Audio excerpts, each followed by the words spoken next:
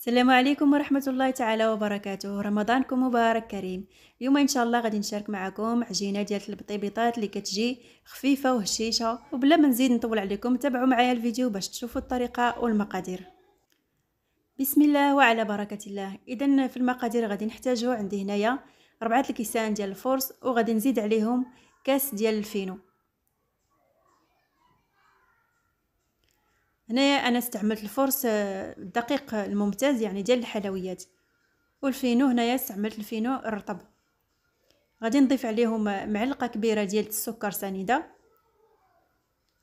وغادي نضيف كذلك معلقه كبيره مع مراش ديال خميره الحلويات، عفوا ديال خميره العجين، وغادي نضيف نصف باكيه ديال خميره الحلويات.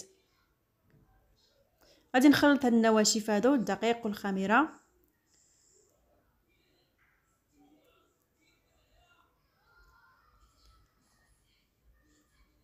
وغادي نضيف المقدار ديال الملحه حسب الكميه اللي عندنا ديال العجين، ونضيف عليها الماء دافي، ما يكونش ماء بارد حيت الجو باقي بارد، يعني ضروري نستعملوا الماء يكون دافي شويه باش العجينه ديالنا تطلق لينا مزيان وتخمر لنا دغيا.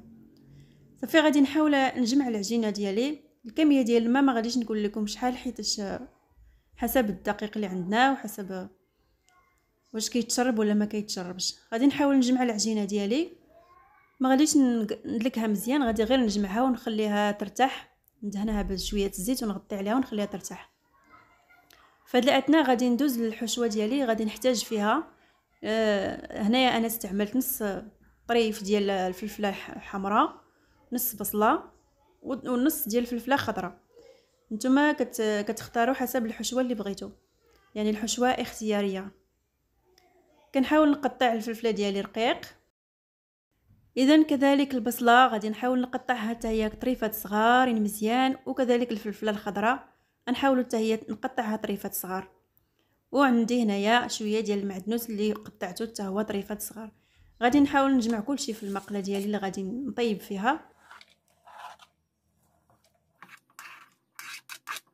من بعد غادي نضيف عليه شويه ديال الزيت، مقدار 2 معالق كبار ديال الزيت، راس معلقه ديال الملحه، راس معلقه ديال البزار، وراس معلقه ديال السكينجبير، وراس معلقه ديال الخرقوم البلدي، وهنايا ضفت شويه ديال التحميره.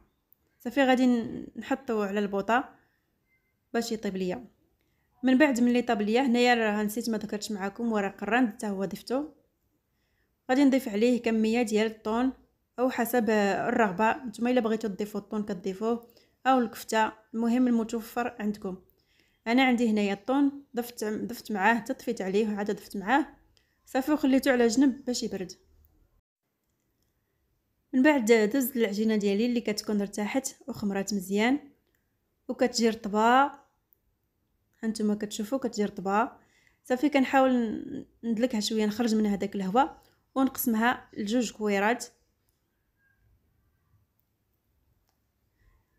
وعلى سطح العمل غادي نرش شويه ديال الدقيق، وغادي نجيب الكره ديالي الاولى، غادي نحاول نسرحها.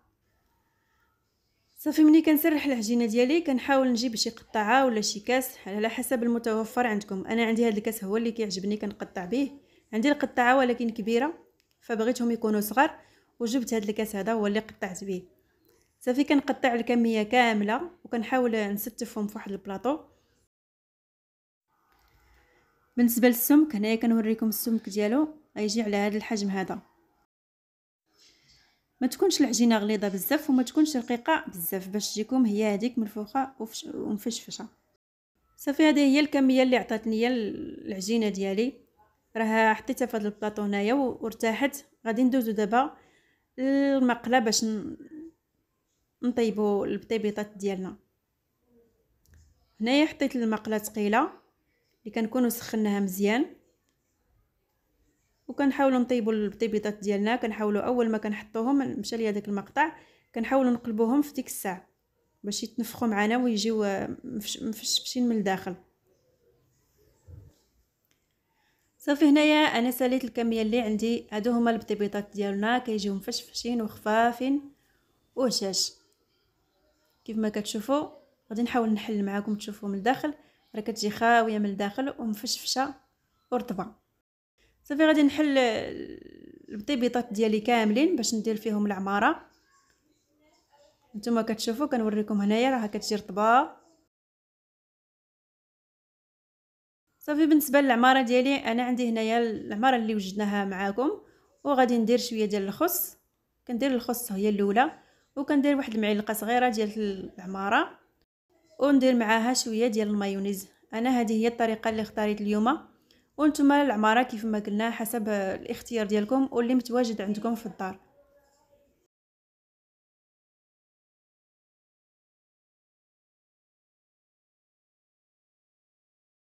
هذه هي الكميه اللي خرجت ليا من البطيبيطات ديالي. صراحه كيجيو زوينين، وهاد الحشوه هذه كتكون رائعه واقتصاديه ومذاقها لا يقاوم. كنتمنى تجربوهم ان شاء الله بالطريقه ديالي، وصدقوني ما غاديش تندموا، غتولي هي المعتمده عندكم. وهنايا كنقول لكم شكرا على حسن المتابعه، والى فيديو جديد ان شاء الله.